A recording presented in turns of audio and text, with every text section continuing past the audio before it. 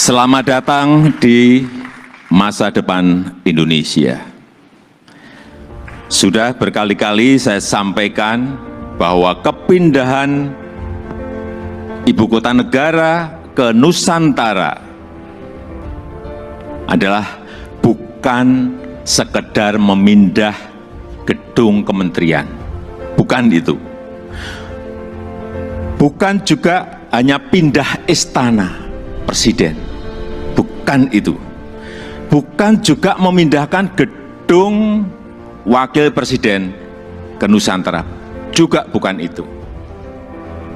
Bukan itu, bukan fisiknya yang ingin kita pindahkan, tetapi yang ingin kita bangun adalah budaya kerja baru, mindset baru, dan IKN sebagai basis ekonomi baru.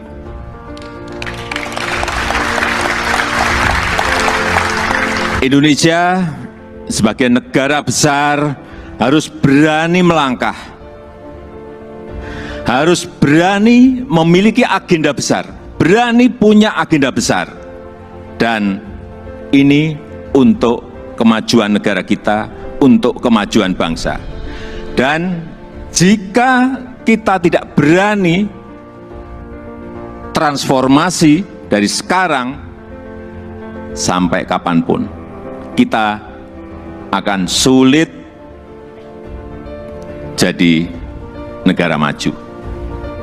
Dan untuk keberlanjutan IKN Nusantara, ini juga sudah sering saya sampaikan, Bapak Ibu, sekali lagi, tidak perlu ragu, tidak perlu bimbang. Karena apa? Payung hukumnya itu sudah jelas. Payung hukumnya sudah jelas, yaitu Undang-Undang Nomor 3 Tahun 2022. Dan itu, ini juga kita harus tahu semuanya, itu sudah disetujui 93% dari fraksi-fraksi yang ada di DPR. Loh, kurang apa lagi? Kalau ada yang masih belum yakin, kurang apa lagi? Nanti sampaikan, ya, kurang apa lagi? Jadi sekali lagi, sudah tidak perlu lagi untuk dipertanyakan. Ini ada Ketua MPR ada di sini, Pak Bambang Susatyo juga. Kembali lagi, kita ingin menghadirkan pembangunan yang Indonesia sentris, bukan Jawa sentris. Karena Indonesia ini bukan hanya Pulau Jawa. Indonesia ini memiliki 17.000 pulau, 514 kabupaten dan kota, 34 provinsi yang terbentang dari Sabang sampai Merauke, dari Miangas sampai Pulau Rote. Dan ada tapinya, tapi saat ini 58% dari PDB ekonomi kita, dari ekonomi kita terpusat di Pulau Jawa, 58%. Kemudian populasi 56% atau sekitar 149 juta penduduk kita ada di Pulau Jawa, bermukim di Pulau Jawa. Betapa Pulau Jawa ini sangat terbebani dengan jumlah yang sangat besar itu. Itulah kenapa sering saya sampaikan, Indonesia perlu keadilan ekonomi. Sekali lagi, ada 17.000 pulau, bukan hanya satu pulau. Perlu kesetaraan pembangunan, perlu pemerataan pembangunan. Ini yang ingin kita hadirkan, yaitu dengan membangun ibu kota Nusantara.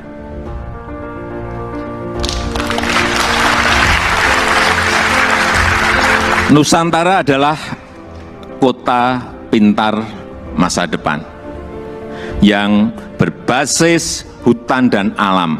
Belum ada di dunia, belum ada. Tolong dicarikan, belum ada. Ini yang membedakan, ini yang nanti menjadi diferensiasi ibu kota kita dengan ibu kota negara-negara lain. 70% areanya nanti adalah area hijau. Lahan yang digunakan untuk membangun IKN ini awalnya adalah hutan produksi. Jangan ada yang keliru bahwa ini hutan alam, bukan.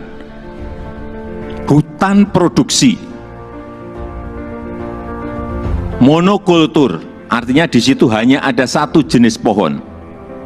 Dan saya tahu betul pohonnya itu apa. Pohon eukaliptus yang dipakai untuk pulp. Dan ditebang setiap 6-7 tahun. Jangan ada nanti isu merusak hutan. Itu hutan produksi yang setiap 6 tahun, 7 tahun ya ditebang. Ini yang kita ingin kembalikan, justru nantinya ingin kembali jadi hutan heterogen dengan pohon asli dan endemik dari Kalimantan, sehingga kita harapkan nanti menjadi hutan hujan tropis lagi, tropical rainforest lagi di Kalimantan. Untuk itu yang kita siapkan pertama kali di sana adalah pusat persemaian yang sudah mulai kita bangun di bulan Juni 2022. Luas lahan persemaian ada kurang lebih 16 hektar dengan embung 7 hektar. Kita harapkan selesai nanti di awal tahun 2022 yang kapasitas bibitnya setiap tahun bisa menghasilkan kira-kira 15 juta bibit per tahun. Ini yang akan kita pakai untuk menghijaukan Kalimantan.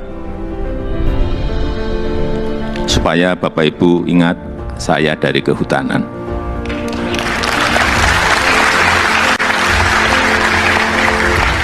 Saya waktu menerangkan di persemaian di Kalimantan dari A sampai Z, ini pohon apa, ini pohon apa, ini pohon saya apa semua. Dan 80% sumber energinya adalah berasal dari renewable energy. Mobil di sana nanti harus mobil listrik. Kemudian 80% transportasinya adalah transportasi umum, autonomous vehicle, tanpa awak dan tanpa sopir. Jadi yang kita hargai di sana adalah pejalan kaki, yang kita hargai di sana adalah orang yang senang naik sepeda. 10 minutes city, jarak tempuh kemana-mana itu ada dalam 10 menit. Sekali lagi, inilah showcase transformasi Indonesia. Showcase perubahan peradaban Indonesia. Dan budaya kerja yang ingin kita bangun di IKN Nusantara adalah budaya kerja produktif. Itu harus didukung oleh tata kelola yang baik, didukung oleh manajemen yang baik, didukung oleh implementasi teknologi yang mumpuni. Smart living, smart city, layanan masyarakat lewat aplikasi, akte lahir, akte nikah lewat HP, paperless. Ini yang ingin kita bangun. Jadi Nusantara adalah masa depan Indonesia dan bisa terwujud dengan upaya bersama, bukan hanya pemerintah yang bergerak, bukan hanya pemerintah, karena memang pemerintah hanya kurang lebih menyiapkan 20% dari budget yang ada. 80% kita berikan kesempatan kepada investor, kepada investasi, termasuk Bapak Ibu yang kami hadirkan pertama kali pada malam hari ini. Investasi terbuka lebar. Bapak Ibu bisa pilih mau di mana, mau investasi di sebelah mana, mau di kawasan inti, ya harganya beda. Di financial center, di kawasan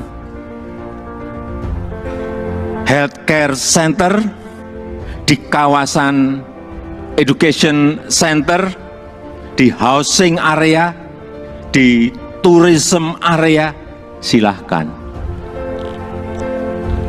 Saya sampaikan ini adalah kesempatan pertama dan kesempatan emas yang tidak akan terulang lagi.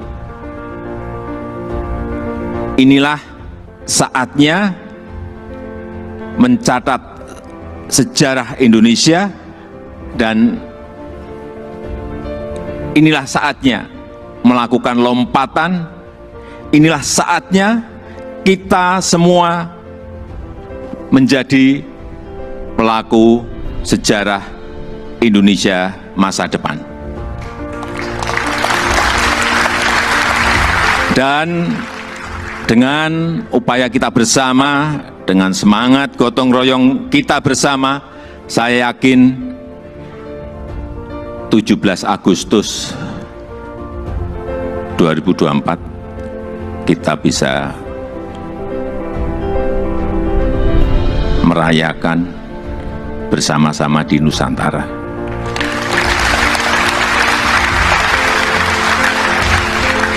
Terima kasih. Wassalamualaikum warahmatullahi wabarakatuh.